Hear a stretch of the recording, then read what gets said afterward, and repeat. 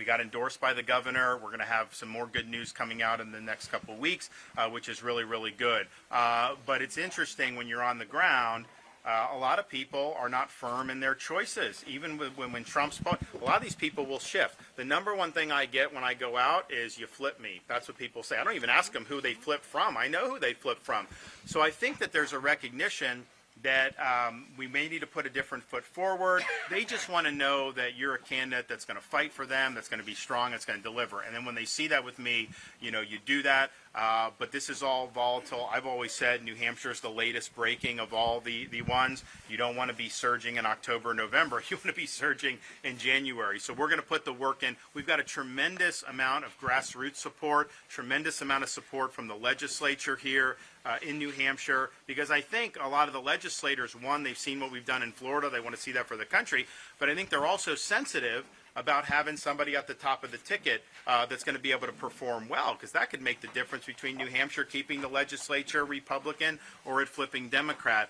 So for all those reasons, I think we're going to do very, very well. But I was interesting, you know, we were just in Iowa for the family leader thing, and you know, you look at some of those November polls in the past, and I mean, people that won Iowa were like really, really low, and then all of a sudden have done much better. Quickly, have you clinched the endorsement of Bob Vanderplatz?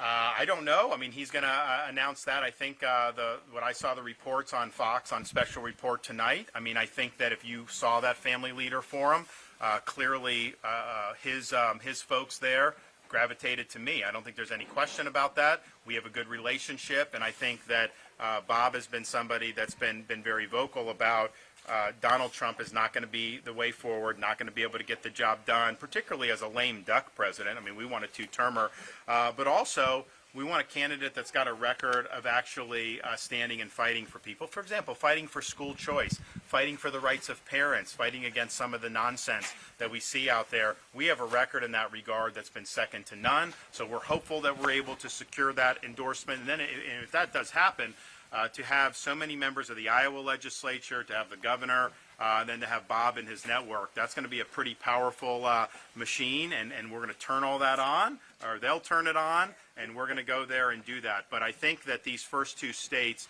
are just going to totally upend the conventional wisdom. One of the things I appreciate about both Iowa and New Hampshire, voters don't like being force-fed what they're supposed to do. I think when the media is saying one thing, I think that they say, well, wait a minute, why is the media telling me that I got to go for this guy and not this guy? And I think they think, well, we're going to look at this even closer now. And I think New Hampshire especially likes to chart its own course. They don't want to follow conventional wisdom, and they certainly don't want to just fall in line behind an establishment candidate who's not going to be able to make any big changes. And that's, I think, true for most of the people that are running against us in the primary. All right, we'll see you guys soon. Thank you.